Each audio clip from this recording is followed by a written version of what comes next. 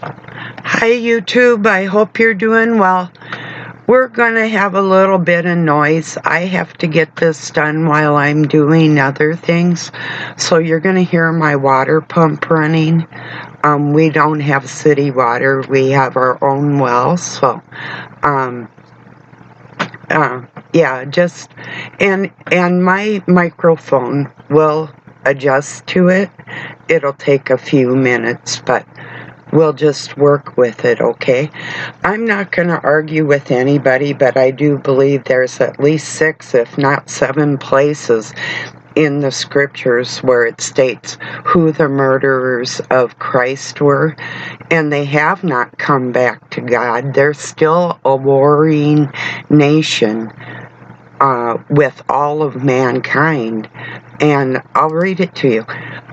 Somebody might want to inform Stephen Ben Danoon from Israeli News Live and other people. It's First Thessalonians 2:14 through 15.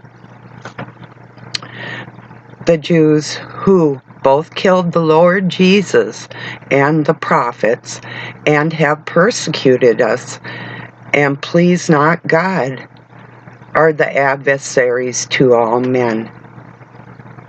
Does it get any clearer than that? That's not my topic of the day, but I wanted to get that out of the way. I'm not happy with the whole situation. I do not like anybody persecuting another person, no matter who they are. I am just informing everybody that this has never ended. The Antichrist sits in the place of Christ's temple in the hearts of these people over there, and that's who they are. They say they are Jews, but they do lie. They are not the true Israelites.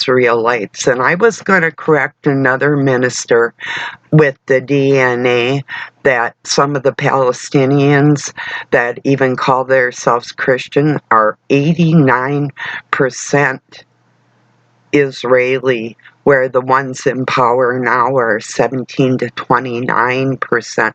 That's a vast difference between the bloodlines of who occupies the so-called Holy Land. And I thought it was important to enlighten people. The information's out there, the proof is out there, the migration of their bloodlines that I specialized in, it's all out there. Just ask and you shall receive. Like I did this morning, I was thinking, let's look up dual citizenship that I don't approve of. That's my topic today, because the majority of the people in Congress representing you and I in our country aren't really even true Americans. And we'll get into that. Well, we all know they don't represent us.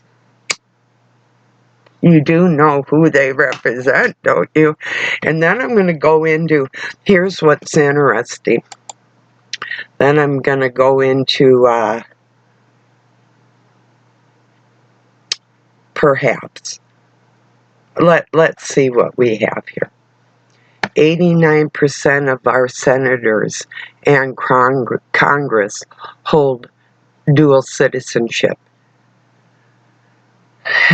How it's to be used, and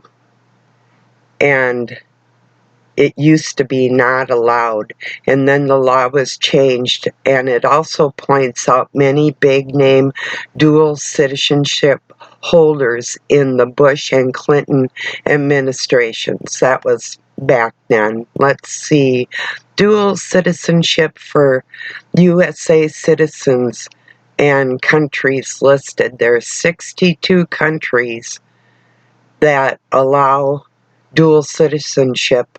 Some of them are the UK, Australia, Canada, and have several ways to obtain a second passport, like marriage and descent, like if you were born here.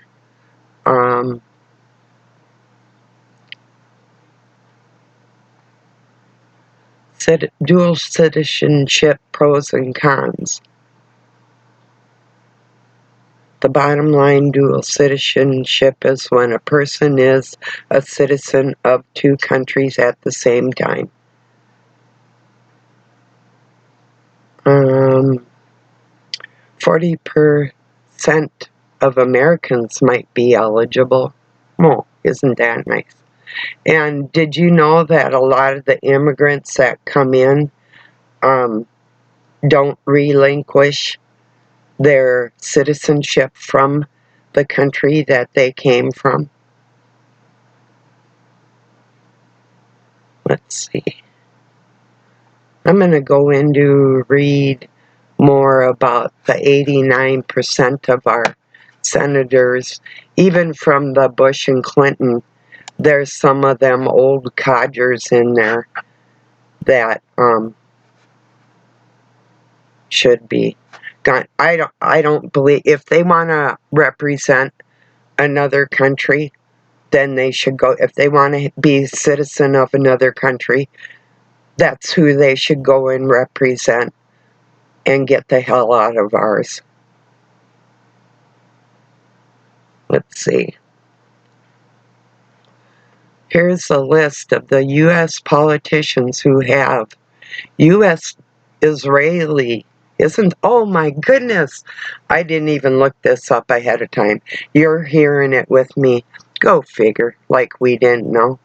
Note, the head banking and policies advising positions under the Obama administration, Jack Lew, Chief of Staff to the President, Treasury and Secretary.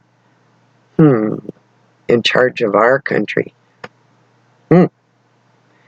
David Pruffler, Senior Advisor to the President. I'm not going to go through all their positions. I'm just going to Mary Sharpio, Ronald Clyn, Susan Scheer, Lee Franston, Richard Blumenthal. Well, oddly, a lot of these are Ron Wyden. These are Israeli names. Wow. Isn't that weird? Where I don't see, where's Sitting Bull?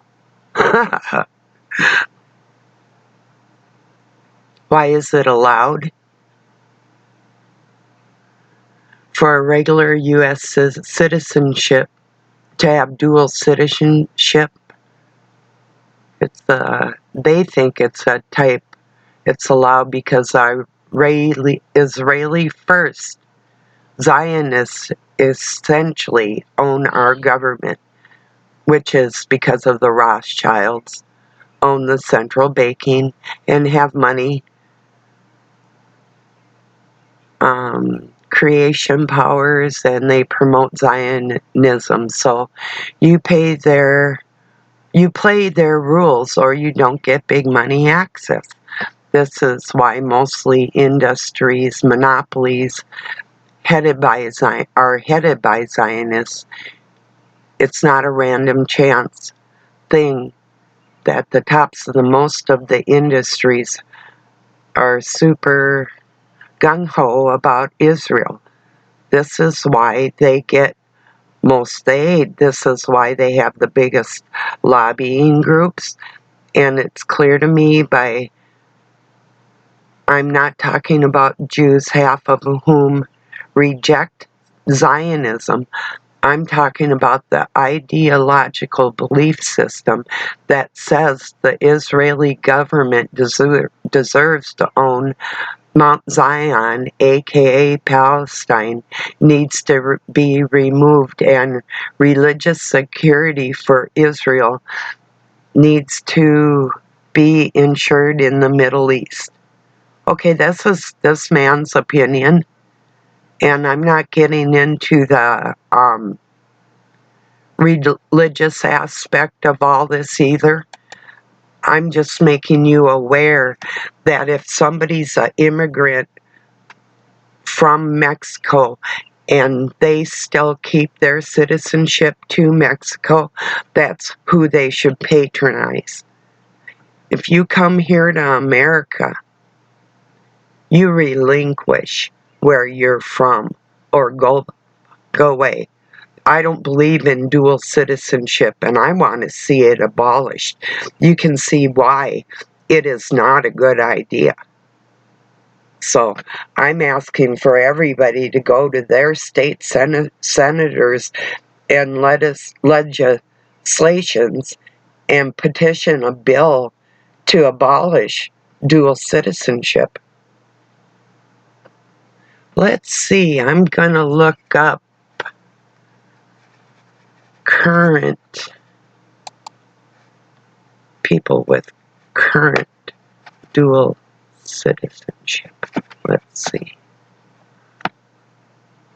Let's see who they are.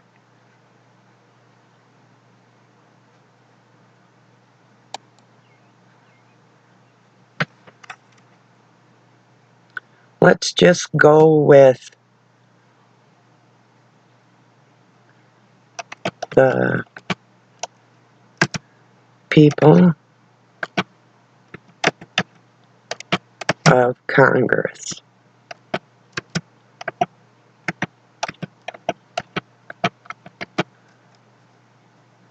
with dual citizenship.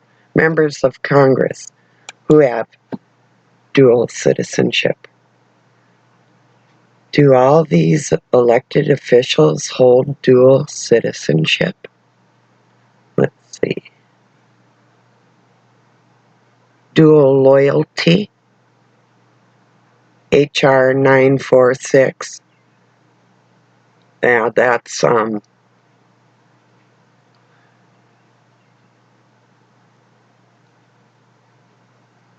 representatives must be a U.S. citizen for a prior 7 years, while a senator must be a citizen for the past 9. However, U.S. allows a citizen to obtain dual. Well, I thought you had to be born here in order to even be a president, and I do believe I'm right. I've read all our Constitution, Bill of Rights, and all the sub-statutes, and especially I had to pass a license for, uh, just a minute, I'll get there, contracting in my state. So, let's see what this says. So I know quite a bit about the laws, what I'm trying to tell you. And I actually studied to win a couple court cases that I was involved in. So we know that, okay, it shows a picture. This was published February 5th, 2024, and it has a picture of, she's gone, a woman that was here in Minnesota. Somali.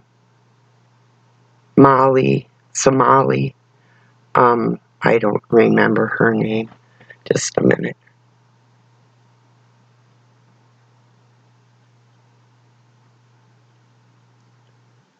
I'm reading here. Just a minute. Let me see.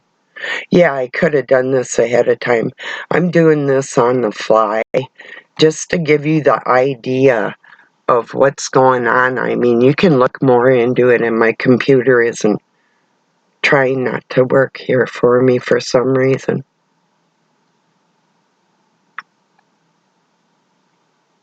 First off, Bernie Sanders has one.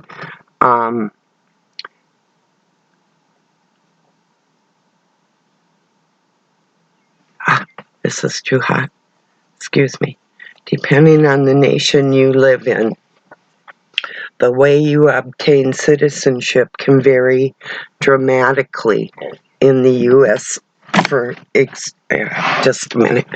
For instance, simply being born in the country is enough in Singapore. However, citizenship is only passed down from parent to child in other countries, like Malta. You can gain citizenship by investing enough money in a nation's economy, because all these pathways are quite different and sometimes lead to situations where people hold multiple citizenships at once.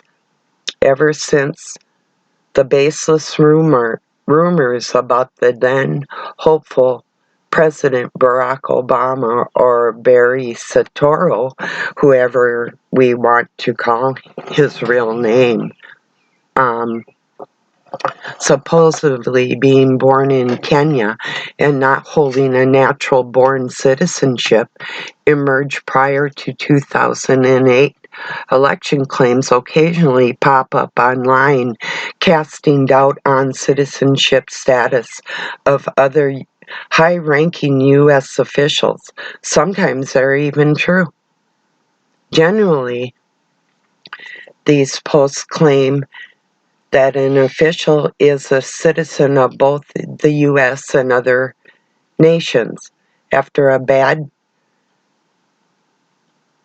translation of speech given in Somalia by Minnesota Representative Eliahan Omar, I was trying to think of her name, went viral on a post formerly on X, formerly Twitter, accused her and other officials of holding both U.S. and Somali citizenships. We found other posts claiming that city members of Congress held both American and Israeli citizenships as well. And yes, some commenters left anti-Semitic replies to their posts. Well, regardless, I've been yelling about that Elia Omar for a long time, because her and her brother were married in Somalia. They divorced. They came over here to Minnesota and got married under another name. It doesn't get any sicker than that, people. She's not in there anymore because she got busted doing things that I can't talk about here on YouTube concerning the ELECTIONSs that went on when the orange guy was there. So, the main complaint about the officials who hold dual citizenship is a question of allegiance. Okay, just a minute. Whoever wrote this is on the same page so far as me. One of those posts says, dual citizenship is dual loyalty, insinuating that the officials are sharing information between the two countries for some nefarious person. To examine the claims, we investigate Somalia and Israel's citizenship laws. Starting with Somalia, Omar's home country. The Somalia Civil War began in 1991, where the government collapsed. It's still ongoing as of this writing, and although there are some semblance of Somalia government, it's not stable at all, since the entire concept citizenship depends on a functioning government. Somalia's citizenship exists more in theory than it does in practice. In addition, the last time a Somalian government passed citizenship laws in any way was, or in any form, was 1962, and those laws banned dual citizenship entirely. So, it's safe to say none of the individuals listed are dual United States Somali citizens. Okay. As for Israel, a state whose 1948 establishment immediately started a war, we must turn to the British in 1917. The British, who controlled the area Israel now controls, signed the Balfour Declaration announcing their support for establishment of a Jewish state in the area, and indeed known as Zionism. After the end of the World War II, the United Nations followed through on it. In 1950, the Knesset Israel parliamentary body passed the law of return, which gave every Jew around the world the right to Israel citizenship. Debates on how to define the people the word Jew applies to quickly followed, but the law has been in place ever since. However, a Jewish person setting foot in Israel does not immediately make him a citizen. They must go through the Israeli bureaucracy. You can't just list Jewish members of a Congress and claim that they have Israeli citizenships. If a member of or a former member of Congress was actually a citizen of both U.S. and Israel, we would know. Senator Bernie Sanders and Chuck Schumer, both Jewish, has explicitly stated that they do not hold Israeli citizenships when asked. Sanders took offense to those questioning his loyalty to the country. But interestingly, there's no legal requirement in the U.S. that confirms that U.S. elected officials must confirm that they are American citizens, but are not required to disclose whether they hold additional foreign citizenship. That there's not a question mark there. That's what? According to Article 2, the President of the United States must be at least 35 years old, a natural-born citizen, and have resided in the country for 14 years. Oh, so he would be 14 when he could be, because he had to be born here? It seems kind of like oxymoron there. For Senate members, you must have been a citizen for 9 years and be 30 years old. And for the House of Representatives, the citizenship requirement is only 7 years and you must be 25. Those are the only restrictions. Well, they contradict themselves. Even the Congressional Research Service, which publishers report about the demographics of Congress after each election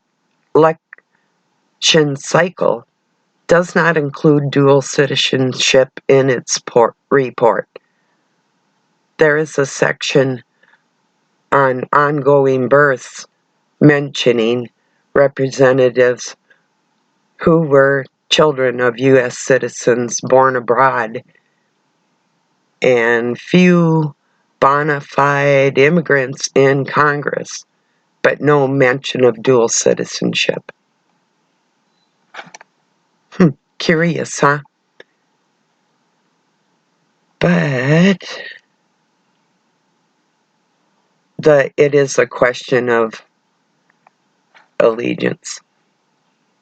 Absolutely. I'm going to highlight this right here.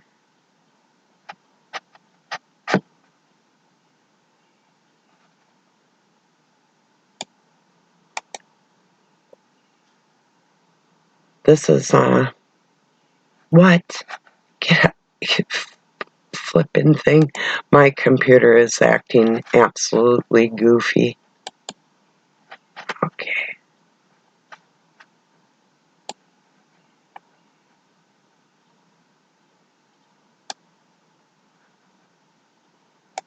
It is not wanting me to copy this. That's okay. I got it. So, there you go. There's the proof that of who killed Christ. We have proof of their migration and where they never left. Like,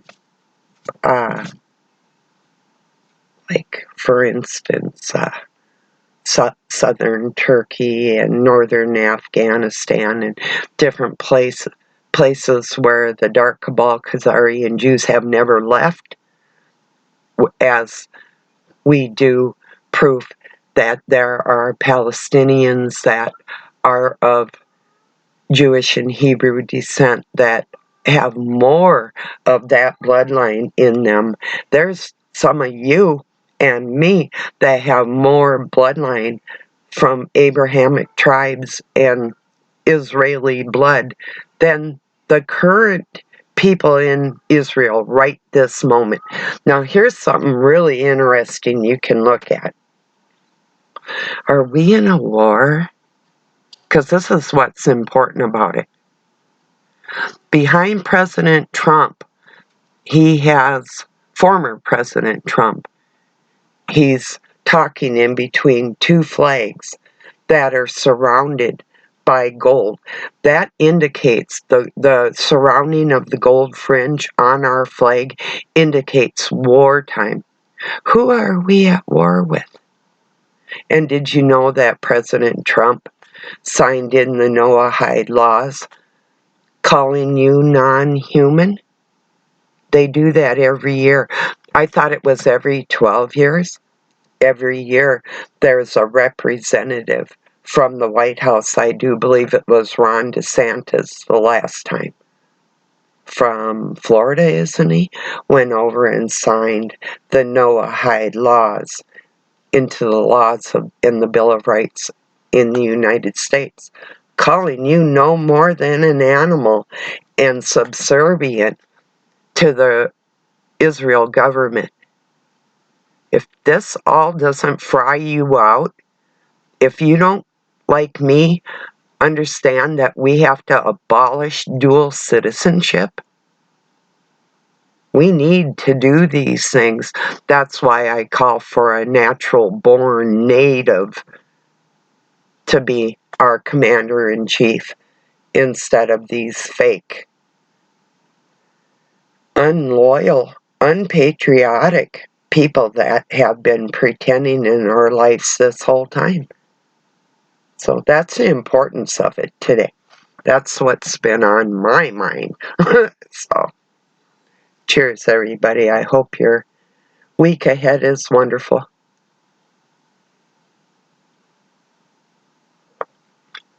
If you're a lame human being and you're truly not evil, God bless your heart. If you're evil, there's nothing I care. I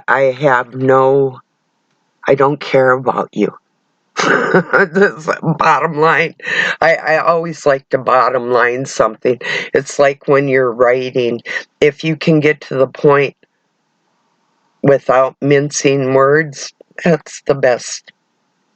And honesty is the best. So I believe that it's important that we force these people to tell us whether or not they have dual citizenship as our representation and our so-called United States leaders in our country.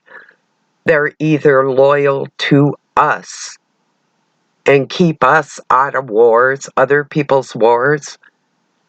If Israel has a savior, which the King of the Jews will be Christ when he returns, when they have remorse, that hasn't happened yet. But even still, I don't want Israel controlling my country, and I don't want the people who killed Christ in our White House being represented. Now, I do see they took that Israeli flag out, off the floor of the Congress, but it used to be there in between two American flags and other places. The fallen angel star. So, yeah, this is all pretty important. I'm going to get it uploaded, and you might want to check no matter what country you're in, because the dark cabal is worldwide. What's your government doing to you? Who do they serve? Who do they pay allegiance to? If not you and your country, then the people around the world need to abolish their dual citizenship and get them the fuck out of our country. They're treasonous. They lose everything they hold in our country, and the punishment is death. I mean, first we kick them out of the country. That's what it states for treason. And then we kill them? Well, I say just get the fuck out before we decide to string you up in the town square. How's that sound? That's how I feel. All right, everybody. And these are murderers. I do not care about them. Get that straight. I care about you and your offsprings, strings, yes, springs, and our country. And other people's countries too, but yeah, okay, whatever. I'm not going to say too much. I've said what needs to be said. Peace and love from Pine City, Minnesota, USA. Have a really good night or day wherever you're at.